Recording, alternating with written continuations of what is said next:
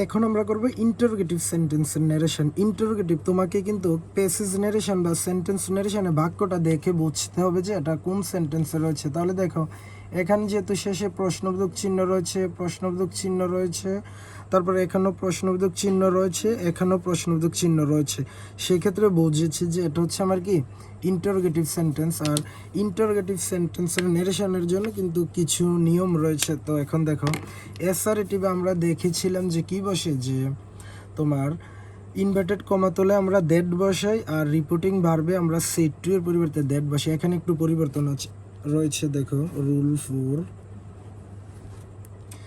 Direct speech থেকে indirect স্পিচে রূপান্তর করার সময় রিপোর্টিং স্পিচটি যদি অক্সিলারি ভার্ব দ্বারা শুরু হয় তাহলে রিপোর্টিং ভার্ব পরিবর্তনে আক্সড বসবে। তাহলে এখানে দেখো কি, যেহেতু এটা ইন্টারোগেটিভ সেন্টেন্স, তাহলে দেখো এখানে সাবজেক্ট হি এর হি বসবে, আর এই সেট টুর পরিবর্তে অ্যাসার্টিভ আমরা টোল্ড বসাতাম, বাট ইন্টারোগেটিভ হওয়ার কারণে আমরা এখানে কি বসাবো, আক্সড বসাবো। এটাই বলেছে এখানে, দেখো আমরা কি বসাবো, আস্কড। তারপরে দেখো মি এর মি, এখন দেখো ইনভার্টেড কমা এর পরিবর্তে আমরা ইফ অথবা ওয়েদার অথবা ডাব্লিউএস ওয়ার্ডটা বসাবো। যদি ডাব্লিউএস ওয়ার্ড থাকে তাহলে এটা বসাবো, আর যদি ডাব্লিউএস ওয়ার্ডটা না থাকে তখন আমরা ইফ বসাবো। এটা কিসের পরিবর্তে আমরা ইনভার্টেড কমা তোলে, আর এসআরটিভে আমরা ইনভার্টেড কমা তোলে দ্যাট বসাতাম। তাহলে যেহেতু এখানে কোনো ডাব্লিউএস কোশ্চেন নাই, সেই ক্ষেত্রে দেখো আমরা এখানে কি বসিয়ে দিলাম, ইফ ওয়েদার। এটা দেওয়ার দরকার নাই, এটা বাদ দিয়ে যে কোনো একটা দেবা। এখন দেখো আমরা জানি যে এটা অ্যাসার্টিভ সেন্টেন্স হয়ে যায়, সেই ক্ষেত্রে শুরুতে আমরা সাবজেক্ট বসাবো। তাহলে দেখো এই যে ইউটা, ইউ হচ্ছে সেকেন্ড পারসন, সেকেন্ড পারসন পরিবর্তন হয় অবজেক্ট অনুযায়ী। অবজেক্টটা কি, দেখো মি, মি এর সাবজেক্ট ফর্মটা হচ্ছে তোমার আই। তাহলে এখানে দেখো মি থেকে কি হয়েছে, আই। এখন দেখো এটা কোন সেন্টেন্সে কোন টেন্সে রয়েছে, তাহলে এখানে দেখো সাবজেক্ট প্লাস বি1 প্লাস এক্সটেনশন। বি1টা তোমার কি, ওই যে বাক্যটার মধ্যে গো রয়েছে, এটা হচ্ছে তোমার বি1। এই যে দেখো এই গোটা রয়েছে, এটা হচ্ছে আমার কি বি1। তো সেই ক্ষেত্রে এটা হচ্ছে আমার প্রেজেন্ট ইনডিফিনিট টেন্স, পরিবর্তন হবে first indefinite tense. First indefinite টেন্সের স্ট্রাকচারটা হচ্ছে তোমার subject plus B2 plus extension. তাহলে সাবজেক্ট আমি আই বসিয়ে দিলাম, আর এই গো এর বি2 ফর্মটা হচ্ছে তোমার ওয়েন্ট, আর বাকি রয়েছে যা টু ঢাকার টু ঢাকা। তাহলে এবার দেখো 2 নম্বরে he said to me comma inverted comma শুরু are you going to Dhaka. তাহলে যেহেতু এখানে কোশ্চেন মার্ক রয়েছে তাহলে এটা ইন্টারোগেটিভ।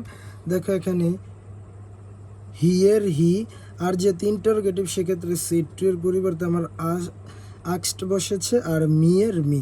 আর যেহেতু এখানে কোনো ডাব্লিউএস কোশ্চেন নেই সেক্ষেত্রে আমরা ইফ অথবা ওয়েদার বসিয়ে দেবো। এখন দেখো এই ইউটাও কিন্তু তোমার সেকেন্ড পারসন, তাহলে এটাও পরিবর্তন হবে কি অনুযায়ী, দেখো অবজেক্ট অনুযায়ী। তাহলে এই অবজেক্ট হচ্ছে কি তোমার মি, মি এর সাবজেক্ট ফর্মটা হচ্ছে কি আই।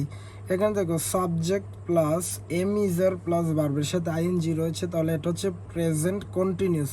সেক্ষেত্রে আমরা দেখো ফার্স্ট কন্টিনিউসে বসাবো। তাহলে দেখো এখানে ডিরেক্ট স্পিচটি যেহেতু প্রেজেন্ট কন্টিনিউস ছিল, তাই ইনডিরেক্ট স্পিচে আর এর পরিবর্তে ওয়াজ বসিয়ে আমরা ফার্স্ট কন্টিনিউস করবো। তাহলে সাবজেক্ট প্লাস ওয়াজার, তাহলে আই এর সাথে ওয়াজ বসবে, আর ভার্বের সাথে আইএনজি প্লাস এক্সটেনশন। কারণ প্রেজেন্ট ফার্স্ট কন্টিনিউসের স্ট্রাকচারটা হচ্ছে তোমার সাবজেক্ট প্লাস ওয়াজার প্লাস ভার্বের সাথে আইএনজি যুক্ত প্লাস এক্সটেনশন। তাহলে এখানে দেখো সাবজেক্ট আই বসালাম, ওয়াজারের ওয়াজ বসলো, আর ভার্বের সাথে আইএনজি গোয়িং টু ঢাকা। এখন দেখো আমরা 3 নাম্বার করব। এখানে কোশ্চেন মার্ক রয়েছে, তাহলে ইন্টারোগেটিভ হি এর হি, দেখো সেড টু এর পরিবর্তে আমরা কি বসিয়ে দিলাম, আক্সড বসালাম, আর মি এর মি। আর এখানে যেহেতু ডাব্লিউএস কোশ্চেন রয়েছে আমরা জানি যে ইনভার্টেড কমার পরিবর্তে কিন্তু ডাব্লিউএস ওয়ার্ডও বসে। তো এখানে আমরা হয়েনের পরিবর্তে দেখো এখানে হয়েনে বসবে। এবার দেখো ইউটা হচ্ছে তোমার সেকেন্ড পারসন ধরবে কার, অবজেক্টকে। তাহলে অবজেক্ট মি এর সাবজেক্ট ফর্মটা কি আই। আমরা জানি যে উইল থাকলে উড হবে, তারপর বাকি অংশে হেল্পের হেল্প। এখন দেখো এই মাইটা কিন্তু ফার্স্ট পারসন এবং পসেসিভ। দেখো আমরা একটু দেখি এই জায়গাটা। দেখো যদি পসেসিভ থাকে ফার্স্ট পারসন পরিবর্তন হবে কি অনুযায়ী, সাবজেক্ট অনুযায়ী। তাহলে দেখো সাবজেক্ট রয়েছে হি এর অবজেক্ট হচ্ছে হিম, আর পসেসিভ হচ্ছে তোমার হিজ।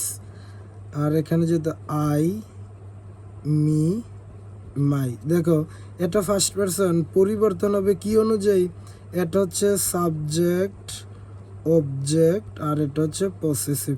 তাহলে যেহেতু এখানে পসেসিভ রয়েছে আমরা ফার্স্ট পারসন সাবজেক্টেরও পসেসিভ বসাবে। দেখো হি এর পসেসিভটা হচ্ছে তোমার হিজ, তাহলে দেখো এই যে হিজ।